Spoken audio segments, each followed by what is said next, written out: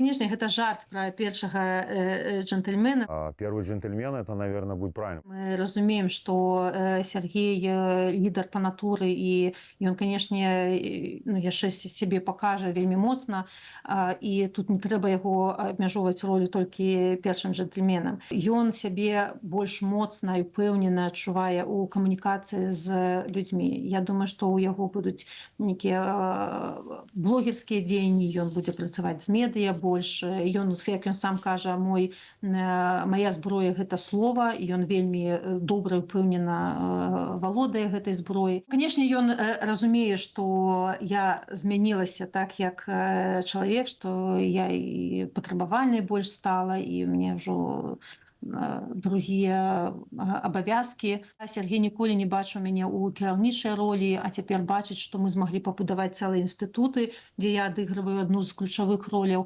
і цяпер ён раіцца па шматлікіх пытаннях, разумее, што я магу лепш арыентавацца ў палітычных працэсах. Ён бачыць, што мяне стала нашмат цяжэй пакрыўдзіць звонку, што я не звяртаю увагу на дэструктыўную крытыку, бо раней я была вельмі там эмацыйным чалавекам. Як ён кажа, ты лідар у палітычным жыцці, там, у грамадскім жыцці, а дома я ўсё роўно буду галоўным. Ну, добра.